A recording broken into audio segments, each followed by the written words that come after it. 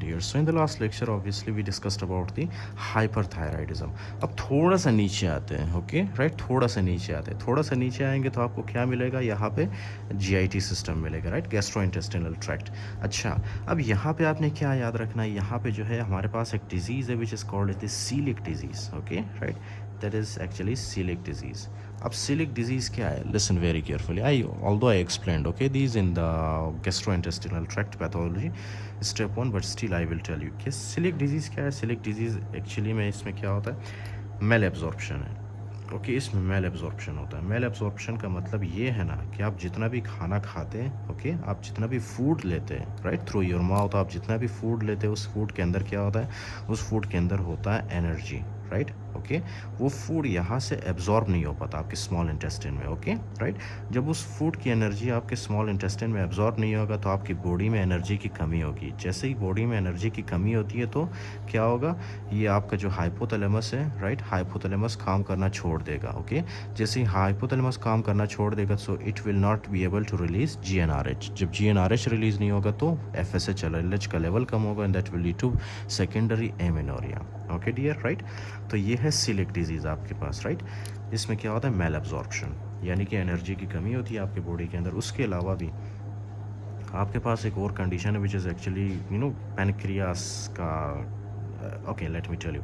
For example यहाँ पे आपके पास एक स्ट्रक्चर है, अगर आपको पता हो, राइट, यहाँ पे आपके पास एक स्ट्रक्चर है, that structure is actually called as the pancreas, okay right, that structure is called as what, that is pancreas. Pancreas के अंदर यहाँ पे इस तरह से बीटा सेल्स होते हैं, राइट। अब ये जो बीटा सेल्स है, नॉर्मली ये बीटा सेल्स क्या रिलीज़ करते हैं, बीटा सेल्स रिलीज़ करते हैं insulin, okay right, insulin.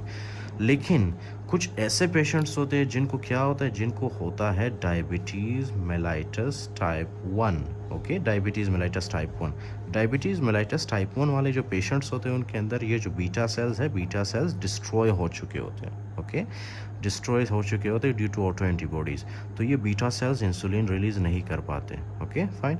Insulin जब रिलीज़ नहीं करेंगे तो ब्रेन के अंदर जो ग्लूकोज होता है वो ब्रेन को नहीं पहुंचेगा, राइट, क्योंकि इंसुलिन ही होता है वो जो कि क्या करता है, ग्लूकोज को पुश करता है हमारे सेल्स के अंदर, right.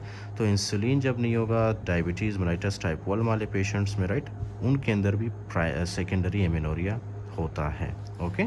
So this is also a cause of the secondary amenorrhoea, right. अच्छा, तो यहाँ तक हमने डिस्कस कर लिया, राइट, गैस्ट्रोइंटेस्टाइनल ट्रैक्ट तक हम लोग आ गए।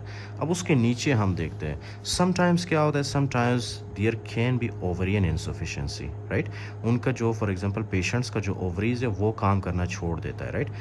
वो कंडीशन कौन सा है, pre mature ovarian insufficiency, right, pre mature ovarian, right, pre mature ovarian insufficiency. अब प्री मेच्योर ओवेरियन इंसफिशिएंसी में क्या होता है, लिसन वेरी केयरफुली, ओके। अब नॉर्मली जो फॉर एग्जांपल फीमेल्स होते हैं उनमें मेनोपॉज कब लगता है, मेनोपॉज लगता है at the age of 50 to 51, okay right.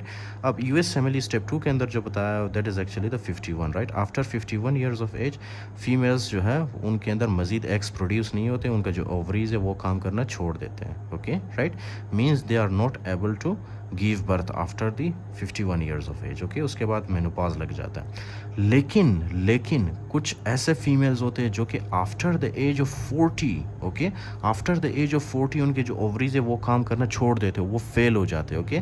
That is actually called as primary ovarian failure या primary ovarian insufficiency, okay right. तो उनका जो ओवरीज है वो काम करना छोड़ देते हैं, अंडरस्टूड नाउ, ओके। अच्छा, तो ये है प्राइमरी ओवेरियन इंसफिशिएंसी। उसके अलावा ओवरीज के अंदर और क्या कंडीशन हो सकता है, let me tell you, okay. PCOS, yes, PCOS का आपको पता है क्या है, PCOS, PCOS is actually polycystic ovarian syndrome, right. We will discuss this PCOD या पीसीओएस, ओके, इन डिटेल। इसमें क्या होता है, इसमें जो है एलएच का लेवल बहुत ज़्यादा होता है जिसकी वजह से टेस्टोस्टेरोन का लेवल बढ़ जाता है, ओके। टेस्टोस्टेरोन का लेवल फीमेल के बॉडी के अंदर बढ़ जाता है। तो ये क्या करवाता है, ये हिर्सुटिज्म करवाता है। हिर्सुटिज्म का मतलब ये है कि जो फीमेल्स होते हैं उनके बॉडी के ऊपर, उनके चेस्ट के ऊपर भी बाल ग्रो करना स्टार्ट करता है, उनके जो फेस के ऊपर है उनके फेस के ऊपर भी बाल ग्रो करना स्टार्ट कर देता है, राइट। तो वो बिल्कुल मेल लुकिंग होते हैं वो जो फीमेल्स होते हैं, राइट, क्योंकि उनके बॉडी के अंदर टेस्टोस्टेरोन का लेवल बढ़ जाता है। I will discuss this in detail with you, I will tell you the treatment, the diagnosis कैसे करते, सब कुछ मैं आपके साथ डिस्कस करूँगा, right. For now you just have to trust me कि पीसीओएस क्या करवाता है। पीसीओएस सेकेंडरी एमेनोरिया कॉज कर सकता है। ओके उसके बाद एक और कंडीशन है which is called is the Asherman syndrome, right. Asherman syndrome spelling आपकी बुक में, okay don't worry. Asherman syndrome में क्या है कि ये जो आपके पास एंडोमेट्रियम है इसमें क्या है, इसमें एडिशंस बनते हैं। ओके एडिशंस बनते हैं, एडिशंस बनने की वजह से ये जो आपका एंडोमेट्रियल है, राइट, एंडोमेट्रियल लाइनिंग, इसके ऊपर एस्ट्रोजन और प्रोजेस्टेरोन अपना एक्शन परफॉर्म नहीं कर पाता, जिसकी वजह से एंडोमेट्रियल थिकनिंग नहीं होती और एंडोमेट्रियल शेडिंग नहीं होती, राइट। जब एंडोमेट्रियल शेडिंग नहीं होगा तो जाहिर सी बात है there will be no bleeding and no menses. That is also a cause of the secondary amenorrhea, right? Asherman syndrome किस वजह से होता है, we will also discuss these. Okay, for now you just have to trust me कि इस Asherman syndrome की वजह से secondary amenorrhea हो सकता है। Fine. So these are the things which I discussed with you. Now listen, okay? The same things are present here. Ovary में polycystic ovarian syndrome की वजह से हो सकता है या premature ovarian insufficiency की वजह से, right? उसके बाद हाइपोथैलेमस में क्या है, हाइपोथैलेमस या केमोथेरेपी या रेडिएशन भी हमारे ओवरीज को डैमेज कर सकते हैं। You must remember, okay. Sometimes there are some cancer patients, okay, at the age of 30-40, तो उनको आप क्या करते हो, केमोथेरेपी देते हो। केमोथेरेपी की वजह से उनका जो फॉर एग्जांपल ओवरीज है वो डैमेज हो सकते हैं। रेडिएशन की वजह से भी हाइपोथैलेमस में क्या होता है, नियोप्लाज्म्स, डू यू रिमेंबर क्रेनियोफ्रेंजियोमा, मैंने आपके साथ डिस्कस किया था। फंक्शनल हाइपोथैलेमिक एमेनोरिया हो सकता है, जैसे कि पुअर न्यूट्रिशन।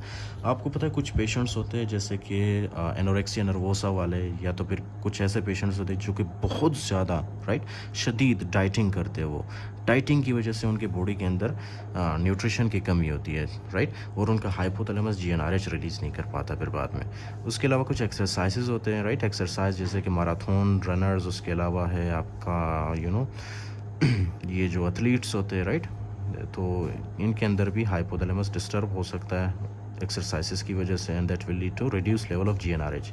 उसके अलावा स्ट्रेस हो सकता है, साइकोलॉजिकल स्ट्रेस, ट्रामा, या तो फिर there can be examination stress, right, आपका एग्ज़ाम पास आ गया तो that will also lead to the disturbance in the function of the hypothalamus. उसके अलावा कुछ सिस्टेमिक इलनेसेस है जैसे कि type 1 diabetes, mellitus and celiac disease, okay, right. So these are the conditions. उसके बाद हमने डिस्कस किया था pituitary gland, which pituitary gland we have adenoma like prolactin secreting sellar message या शिहान सिंड्रोम, ओके। इसको रीड इसलिए कर रहा हूँ क्योंकि I already explain these, okay, in the detail. Thyroid gland में हो सकता है हाइपोथायराइडिज्म, हाइपरथायराइडिज्म, यूट्रस में एशरमैन सिंड्रोम, या तो फिर सर्वाइकल स्टेनोसिस हो सकता है, राइट। सर्वाइकल स्टेनोसिस का आपको पता है कुछ ऐसे कंडीशंस होती है, ये जो आपके पास सर्विक्स है, राइट, यूट्रस का, उसमें क्या होता है, नैरोइंग होने की वजह से यहाँ पे जितना भी ब्लड है वो नीचे की तरफ नहीं आ पाता, right, so that will lead to cervical stenosis, okay. अच्छा, उसके बाद डायग्नोसिस जब आप करते हो, हिस्ट्री एंड फिजिकल एग्जामिनेशन सबसे पहले आपने देखना होता है, right, history and physical examination. अब हिस्ट्री या फिजिकल एग्जामिनेशन में सबसे पहले आपने क्या करना है, exclusion of pregnancy with a pregnancy test, right. आप बीटा एचसीजी टेस्ट परफॉर्म करते हो, जिस ऑब्वियसली बीटा एचसीजी टेस्ट क्या करते हैं, बीटा एचसीजी टेस्ट जो है हमारे पास प्रेगनेंसी को रूल आउट करता है, राइट, कि पेशेंट प्रेगनेंट है या नहीं, okay. If negative measurement of FSH, thyroid stimulating hormone and prolactin. अच्छा, सबसे पहले आपने हिस्ट्री के ऊपर फोकस करना है, राइट। हिस्ट्री में आपने क्या क्या चीज़ें पूछना है, हिस्ट्री में आपने सबसे पहले प्रेगनेंसी का पूछना है, ओके, राइट।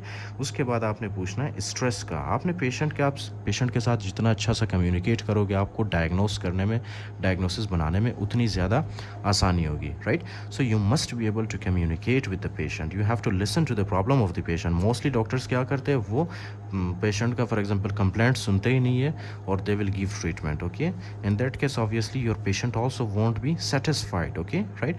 आपके पास एक पेशेंट है यार 800-900 किलोमीटर तय करके आया वो, okay, and you are just without listening to the symptoms, without listening to the problems of the patient, you just start giving treatment to the patient. This is not actually the way to treat a patient, okay, fine. You have to listen to the patient, you have to treat the patient psychologically. Trust me, sometimes क्या होता है, सिर्फ बात करने से, doctor के बात करने से, तसल्ली देने से भी पेशेंट ठीक हो जाता है, okay, fine, because you have magical hands, you are a doctor, right.